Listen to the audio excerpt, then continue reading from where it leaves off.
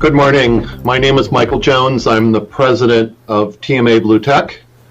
I'd like to welcome you to our October issue of BlueTech Global Connect. We've been doing this since April. Every month we have great presentations and great companies presenting. Today, this is a monthly webinar series to promote the global system. Next, please. So, back one, please. So we will run these. We run these the third Thursday of every month, subject to change, of course. Today is aquaculture biomarine. Then we will go dark for the next 2 months because we have our BlueTech week in November. I'll talk about that in a few moments. And then we'll start up again in January of 2021 with an ocean protection webinar. Our purpose is to bring together innovative BlueTech SMEs from around the world with people that could assist them in their global expansion. That can be investors, management, academia, channel partners, joint venture partners, technology partners. Presenters are innovative SMEs, small, medium-sized enterprises, starting with ocean tech companies, and periodically we also are doing water and wastewater. As we say, if it's wet, it's blue. The audience is very broad, as I'm sure is the case today. So the agenda is the same every time. I will start off and then I'll hand it over to Kim Thompson from the Long Beach Aquarium of the Pacific, and then we will have 3 10-minute presentations from each of 3 very interesting companies, followed by moderated discussion and Q&A. Next, please. BlueTech Week is coming. We're about 4 weeks away, about 2 weeks after our general election, which will be very interesting timing to talk with people about where the United States is going to be headed. You can see an amazing group of speakers on the screen at this point. The ones that are in bolded type are keynote speakers. We're really thrilled to have John Bell from DG Research from the European Commission, Jim Delgado from Search, who was the former chief archaeologist, underwater archaeologist for NOAA, chief scientist of NASA, vice commandant of the U.S. Coast Guard, Dr. Rick Spinrad, who was formerly chief scientist of NOAA and now at the Ocean Studies Board, and other great speakers. So please join us. I'll talk a little bit more about that in a minute. The topic is aqua optimism, BlueTech, and then SDGs, Sustainable Development Goals. Next, please.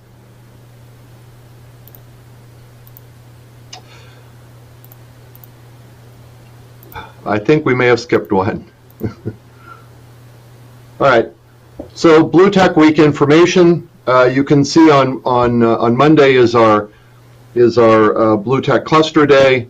Tuesday is our we have a Blue Economy Workforce of Tomorrow, and also Applied Ocean Sciences. And then Wednesday, Thursday are tracks, multiple tracks going on. Registration is open. We are still getting sponsors signing up, and there are still a few speaker roles if you believe that you have a great story that we should talk about. Next, please. I'd like to mention something that I think is very exciting. The European Union, European Commission really, through DG Research, has done a report on healthy ocean seas, coastal and inland waters. And it's called Mission Starfish. I think you can get it by Googling that online. It does a whole bunch of really cool stuff, but basically the European Commission, this was submitted to them in September, they're looking at a European Green Deal, and they're dividing it into missions. And this particular mission is focused on ocean and water. There are a number of really important things that they are recommending. One of them is the creation of an EU-wide ocean and water agency, which I think is very exciting. And I think you all know that TMA BlueTech does focus on both ocean and water, whereas many clusters are either ocean or water. So we think this is an important document in its own right, and of course we're thrilled that they are bringing those two important water-related activities together. Next, please. We have a really an amazing team. I think they're all on the phone today. I always love this photo because it makes me look particularly thin. but we have a wonderful group of people that make all the things happen, typically behind the scenes. But my thanks to Melissa, Shara, Tamara, and TAC. Thank you for all you do for TMA BlueTech and what you'll do, of course, as we move into BlueTech Week very soon. Next, please. We hope that some of you are investors and that you will like what you see, but we are not investment advisors. Obviously, you will need to make your own decisions, so this is legalese to say that, that you should take your own counsel. We hope you, in fact, do invest in BlueTech. It's one of the biggest opportunities, if you will, the next big thing as far as we are concerned. But we want you to take your own responsibility. Next, please. By signing up to receive an email about this particular event, you joined our emailing list. You can revoke that at any time because we use an outside service called Constant Contact. But we hope you will stay on so that you learn about our events, including the monthly BlueTech Global Connect. We have both an international emailing list and also one for our own members who get also more specific information related to that we think will be of interest to our members. Next, please. So this is the first time we're using this particular platform. It will be the platform we use for BlueTech Week. We will ask you to use the YouTube chat box to comment or propose your questions to the presenters. And then we will take as many of those as we can, and they will show up on the screen with your name, if you give it to us, and the question, and then they will be answered. Please feel free to comment from the very beginning. Don't just wait until the Q&A, but comment anytime when somebody's making a presentation, and then all the questions will be addressed during the live Q&A at the end of today's program. Next, please. So I would like to introduce Ken Thompson.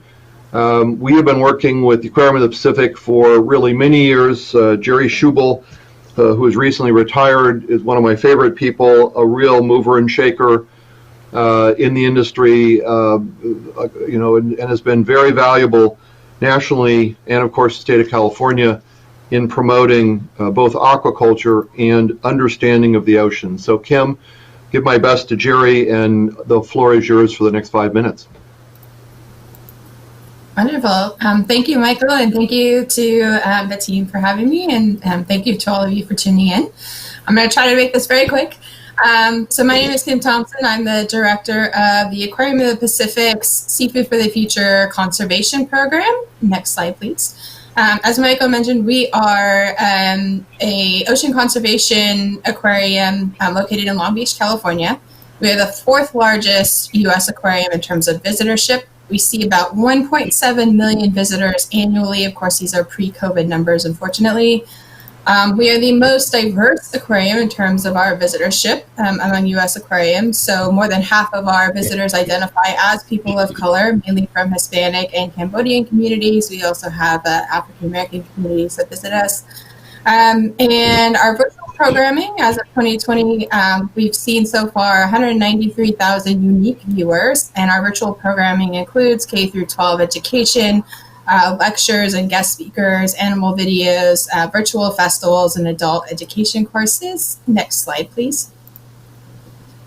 So a lot of people wonder why the aquarium as an ocean conservation institution has really invested in this idea of marine aquaculture and the blue economy. And specific to marine aquaculture, in short, it's because it is a really valuable and important tool, and there's a growing body of science showing this, that it can actually help society meet the demands of a growing population in a changing climate with less impact.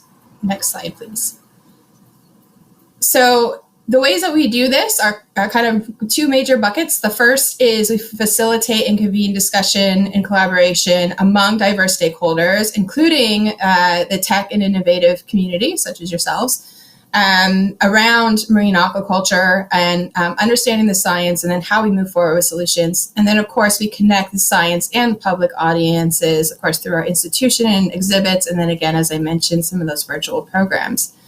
So instead of going into detail on the virtual programs, we have a short trailer for a new series I'm very excited about. It just launched on October 13th, and it's ongoing. You can go to aquariumpacific.org to learn more. And this is a virtual panel series. We cover everything from tech and innovation. That panel is coming on November 10th, to aquaculture and climate change and food systems. So please do tune in. It's called Exploring Sustainable Seafood. And with that, I will let them cue the trailer. And then I look forward to chatting with you later in the Q&A. Thanks.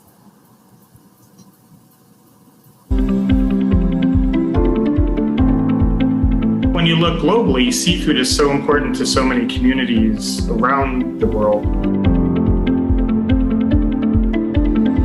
that it really needs to take a front and center place in any discussion of a food system.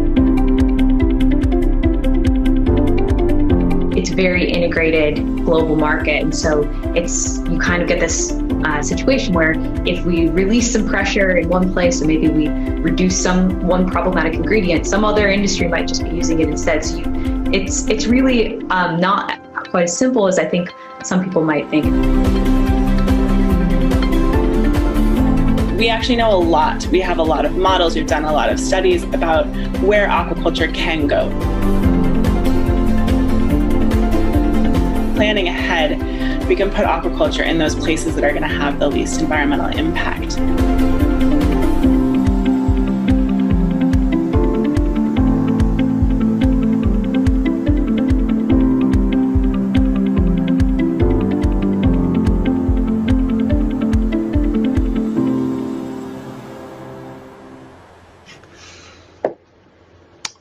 So Kim, thank you. That was really terrific. Nice video.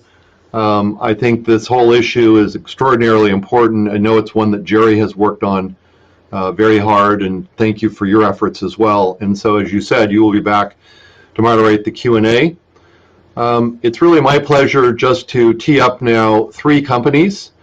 One is from Portugal.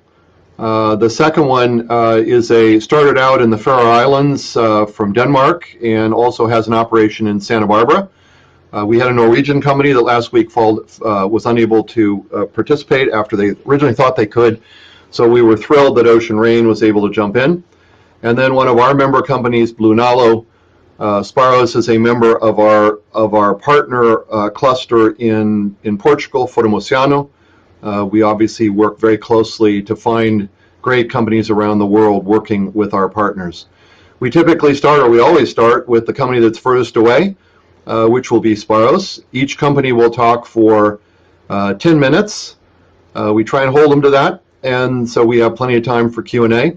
The second company, Ocean Rainforest, has the people are talking from Santa Barbara, and then thirdly, right in San Diego, BlueNalu.